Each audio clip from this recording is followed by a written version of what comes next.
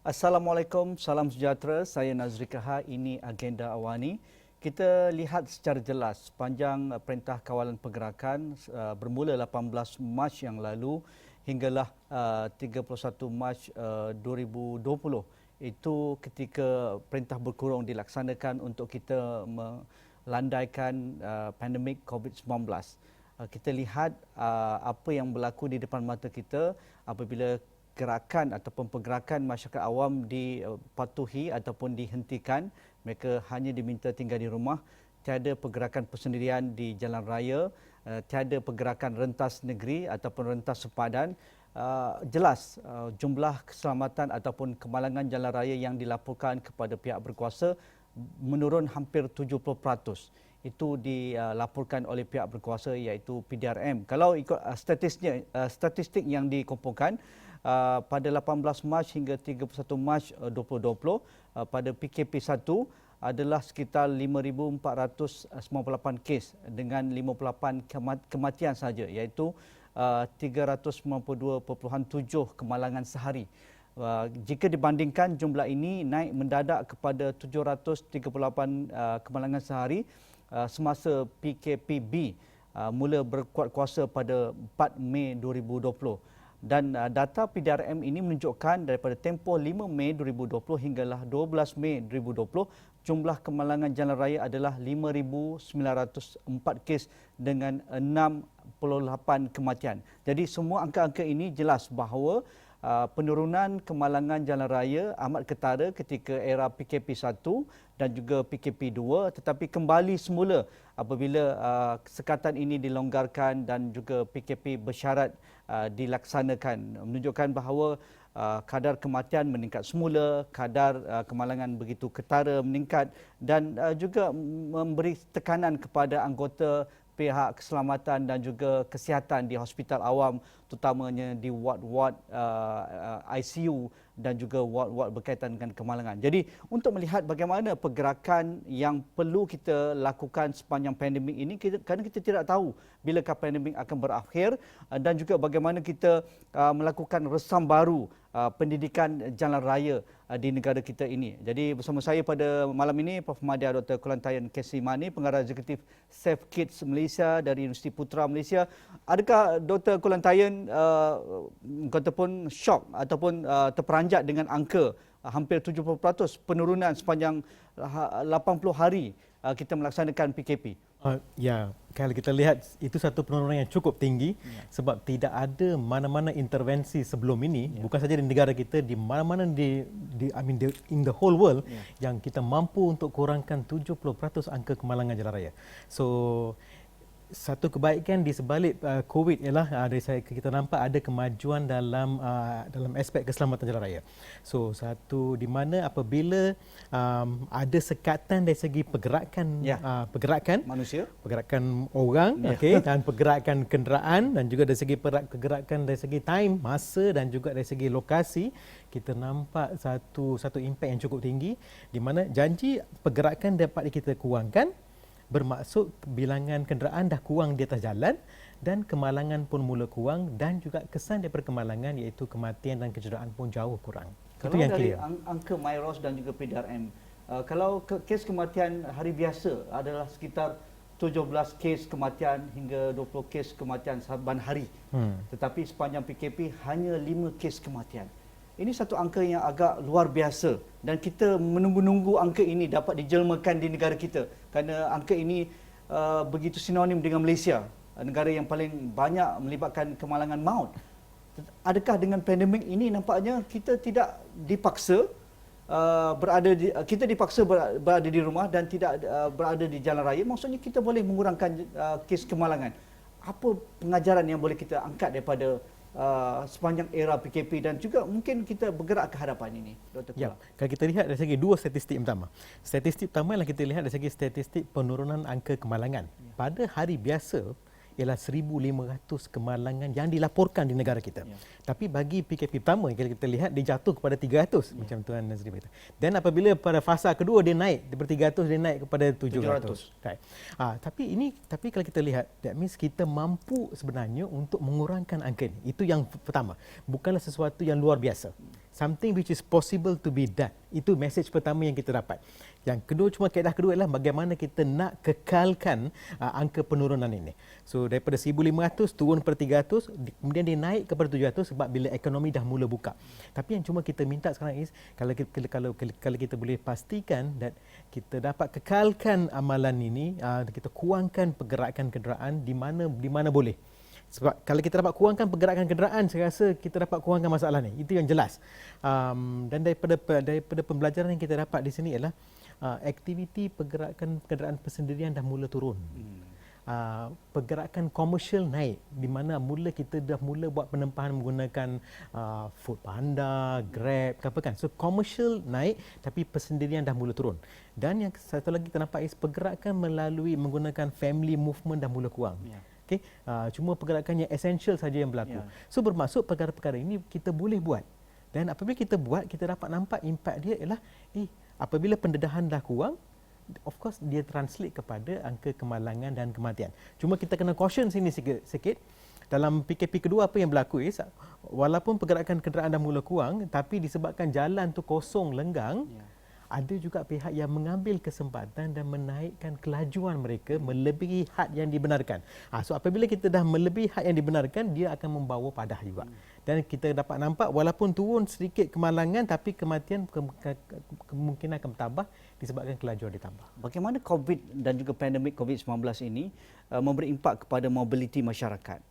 Apabila Dr. Kulantain katakan tadi, kita takut untuk keluar ke rumah dan juga ada arahan yang tertentu ketika sepanjang PKP hanya satu orang dibenarkan atau ketua keluarga dibenarkan untuk memberi barangan keperluan harian.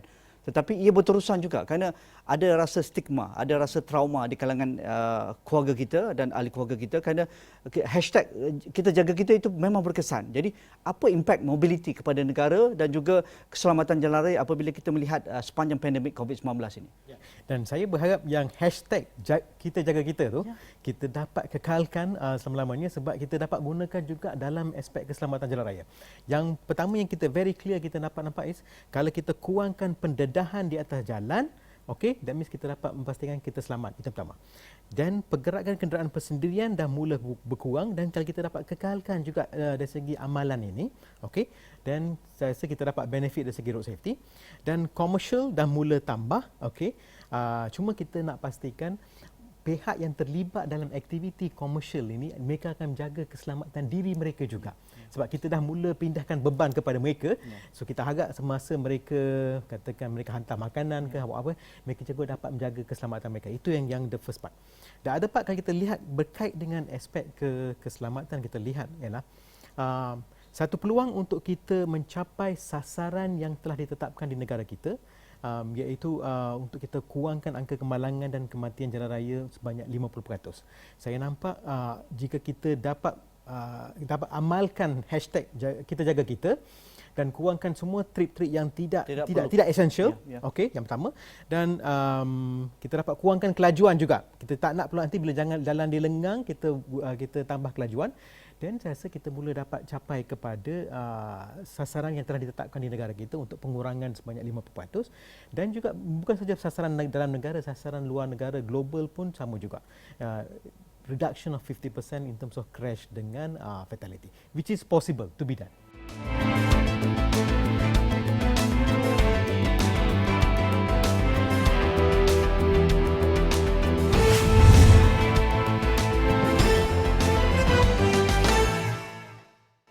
Dr. Kulantain sebagai pakar keselamatan jalan raya, pelbagai inisiatif, kempen, pelaburan negara dalam memastikan kita dapat menjadi sebuah negara yang kurang ke masalah kemalangan jalan raya dan juga maut di jalan raya.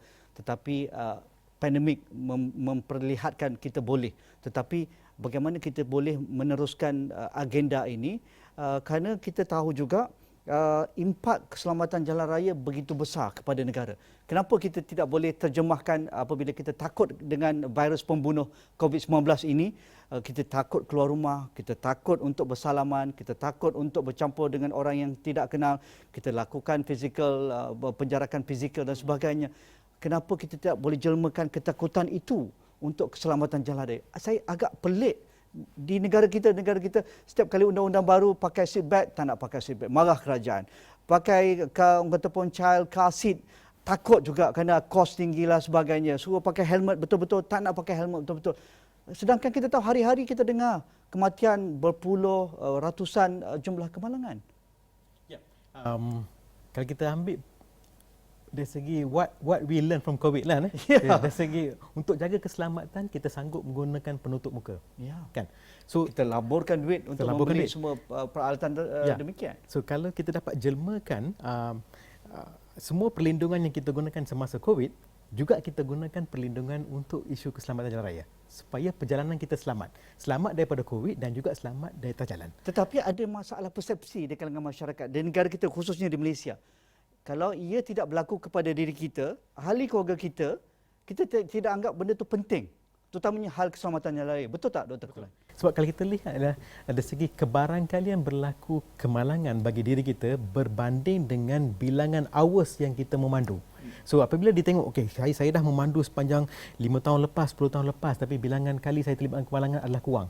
So selalunya dia rasa dalam diri dia lah kemalangan tidak akan berlaku pada diri dia. Okey, so itulah persepsi yang kita perlu tukar sebab dia sebenarnya kemalangan boleh berlaku anytime. The moment kita tambahkan risiko kita, that means kebarangkalian kemalangan berlaku akan tambah. So itu persepsi tersebut harus ditukar. So kita berharap dengan pendidikan yang kita bawa, that means ada pendidikan dengan harapan pendidikan tersebut akan berubah menjadi amalan yang baik, dan amalan yang baik ini akan jadi tabiat, tabiat ini akan jadi budaya. So kalau kita pergi kepada 4 checkpoint tu, then the moment dia dah jadi tabiat dan dah jadi budaya, dan selepas tu dia akan kekal. Okay, so sekarang persepsi sekarang adalah semua alat-alat keselamatan jalan raya, tidak kisah sebagai katakan sebagai jika anda pengguna motosikal, cuba lihat apakah produk keselamatan anda. Jaket pemantul cahaya, topi keledar. Kalau kereta, seat belt, child seat.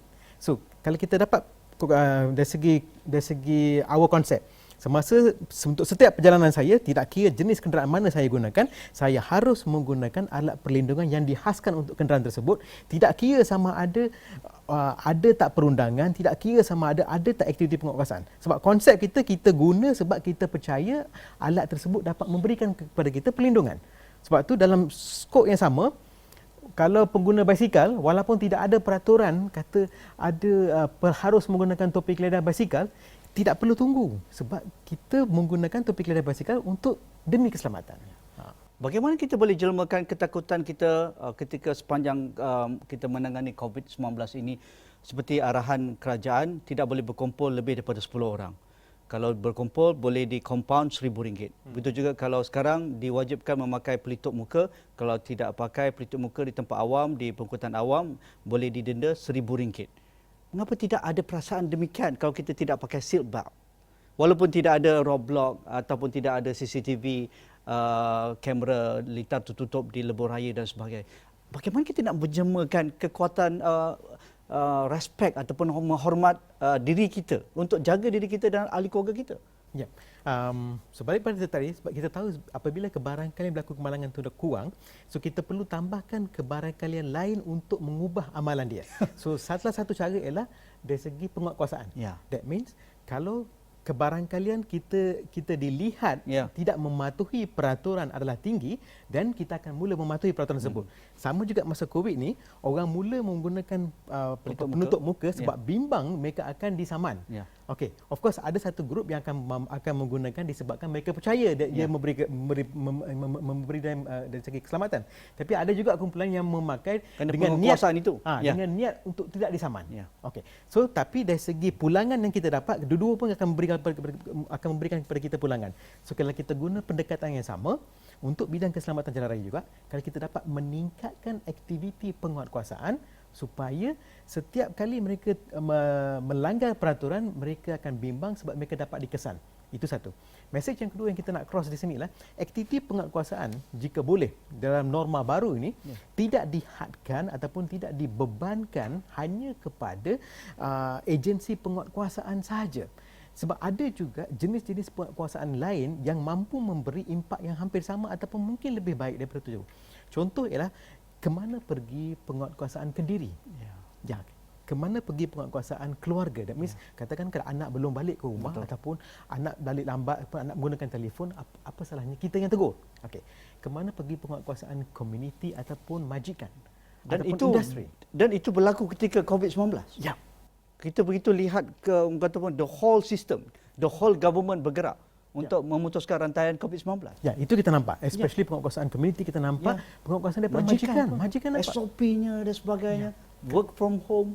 Kadang-kadang kita bimbang lebih daripada aktiviti penguatkuasaan majikan sebab kadang-kadang kalau kita langgar peraturan contohnya menggunakan telefon bimbit katakan kemungkinan kita akan hilang kerja. Tetapi ia dilakukan oleh sebahagian majikan di negara kita. Misalnya atau syarikat otomotif yang menguatkuasakan kalau mereka yang menunggang motosikal perlu memakai topi keledar secara betul, perlu memakai jaket pemantul cahaya dengan betul, dan itu diwajibkan dan mereka lebih takut dengan majikan mereka berbanding apabila mereka berada di lebuh raya ataupun di jalan raya. Ya, and then dia win-win situation sebab dia punya pekerja pun selamat. Okay, at the same time disebabkan pekerja selamat, dari segi absenteeism kerja pun kurang. Bermaksud dari segi kesan kepada industri pun kurang. So dari segi dua-dua pun dapat pulangan. And satu lagi yang kita belajar ialah work from home aspek ni. Sebab apabila work from home bermaksud pergerakan di luar kurang. Dan dia menyebabkan staff tersebut pun selamat. So kalau majikan di mana nampak ada kesesuaian, majikan boleh memberi kelonggaran kepada staff mereka work from home. Janji tidak efek dari segi produktiviti company mereka, dan apa salahnya kita ambil approach work from home. Okey, menarik apabila Datuk KP Kesihatan mengingatkan hal berkaitan dengan keselamatan jalan raya ada kaitan dengan sistem kesihatan awam kita. Apabila kalau ini kita tidak jaga, ia akan juga bukan sekadar kehilangan nyawa ataupun kecederaan, tetapi kemalangan jalan raya juga menyebabkan peningkatan penggunaan fasiliti kesihatan kita yang sedia ada ini, kerana kita sediakan untuk pelbagai penyakit ini, apatah lagi ditambah dengan pandemik COVID-19. Jadi kenapa ini perlu juga kita kaitkan? Kalau dah banyak kemalangan, dah banyak kecederaan, sibuk di ICU, sibuk dengan ward-ward hal berkaitan dengan kemalangan jalan raya, bagaimana kita nak menangani hal penyakit kronik, diabetes, jantung, COVID-19 dan seumpamanya? Betul. Kalau kita lihat bukan saja data negara kita, data global pun dipanggil burden of disease. So burden of disease ni kalau kita lihat ialah salah satu sumber utama yang menambahkan beban kepada sektor kesihatan. Overwhelm. Sektor kesihatan ialah penyumbang dia, salah satu penyumbang utama ialah kemalangan jalan raya. Something yang kita boleh prevent. Something yang boleh prevent, kalau kita gagal nak prevent, of course dia akan membebankan sistem kesihatan. Right. Sebab kalau kita lihat dari segi peratusan dia ialah 70% daripada angka kematian boleh kita prevent. Baki 20%, lebih kurang 20% lebih, 25% ialah kematian yang berlaku dalam tempoh 3 jam. 3 jam selepas kemalangan. Dan baki 5% saja dalam tempoh 30 hari. So, dengan mempunyai sistem kesihatan yang terbaik pun, kita hanya dapat mengawal yang 25% dan yang 5% tu. Tapi 70% ni tidak. So 70% beban kesihatan ni kita dapat kurangkan, janji kemalangan tidak berlaku. So di sinilah kita memerlukan kerjasama semua pengguna jalan raya dan semua stakeholder untuk memastikan kita jaga kita, the hashtag kita jaga kita, kita jelmakan juga dalam bidang keselamatan jalan raya. Bergerak ke hadapan, kita tidak tahu bilakah rantaian COVID-19 ini akan berakhir selagi kita tidak bertemu dengan vaksin, dan juga kalau ada vaksin pun kita belum tentu bila negara kita akan memperolehinya. Bagaimana kita bergerak ke hadapan dalam era pandemik ini? Kerana sepadan kita belum dibuka, banyak lagi syarikat yang membenarkan pekerja work from home itu normal baru, penjarakan fizikal itu diwajibkan, pelitup muka diwajibkan, dan kita tidak boleh sewenang-wenang berada di luar kalau tanpa ada tujuan yang dibenarkan dan sebagainya. Dr. Kulantari. Yang saya nampak the way forward lah. Work from home merupakan something we can explore. Okay, so di mana ada peluang, kalau kita dapat tambahkan work from home will be great. Satu. Yang kedua ialah pembelajaran yang kita dapat daripada COVID-19 ialah penjarakan sosial jadi penjarakan fizikal, di mana kita jarakkan orang, kita bawa konsep yang sama ke atas jalan, kita jarakkan kenderaan. Menarik. Okey, apabila kita jarakkan kenderaan, bermaksud peluang untuk kemalangan berlaku kurang. Betul. So, itu yang kita boleh belajar. Kedua, Kalau di masjid, di tempat awam pun kita diminta jarak lebih 1 meter kan? Ya. Kenapa tidak di jalan raya? Di jalan raya. Walaupun ada halangan kenderaan itu sendiri kan? jarakkan. Kemudian penggunaan alat penutup muka, okey, untuk COVID dalam aspek kenderaan ni, dalam aspek kemalangan, penggunaan semua alat keselamatan jalan raya. Wajib. Wajib. Ya. Jaket keselamatan, topi keledar, seat belt, kursi keselamatan. Itu. Kemudian konsep satu lagi ialah dia kata avoid the crowd place kan? Ya, ya, Tempat ya. awam kan Okey. So sama juga kita jumpa bawa kepada isu jalan raya ni ialah setiap kenderaan mempunyai had muatan penumpang. Seperti yang tertera dalam grant. Okey, katakan dalam grant tu kata 5 orang. Bermaksud 5 orang lah sebab kalau 5 orang duduk bermaksud ada 5 seat belt. 5 Perlu alat dipakai. perlindungan untuk mereka. So janganlah kita lebih daripada muatan, ikutlah muatan yang dibenarkan, satu. Yang kedua ialah kita lihat apabila kita menggunakan produk keselamatan, balik kepada khas untuk kursi keselamatan kanak-kanak ni. Kita nak fokus yang ni lebih sikit.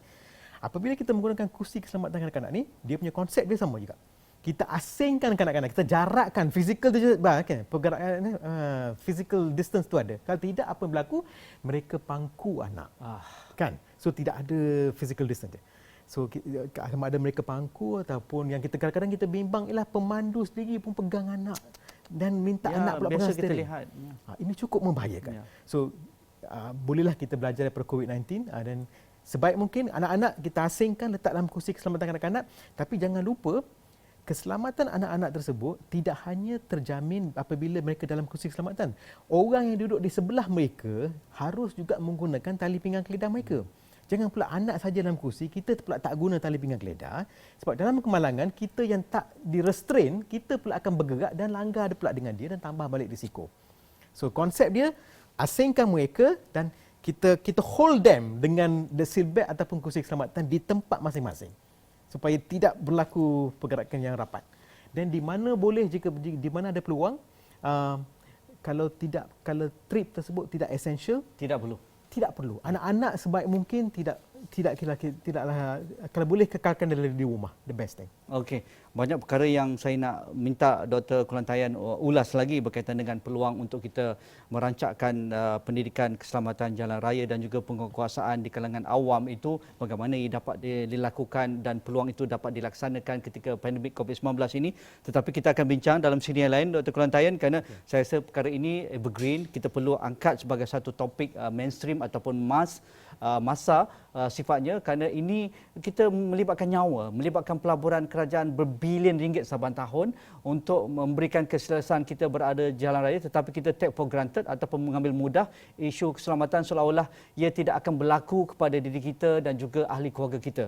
Hashtag kita jaga kita perlu diteruskan apabila kita melihat isu keselamatan jalan raya, bukan hanya pandemik COVID-19. Terima kasih Dr. Kulantayan, pakar keselamatan jalan raya kita, pengarah eksekutif Safe Kids Malaysia dari Universiti Putra Malaysia.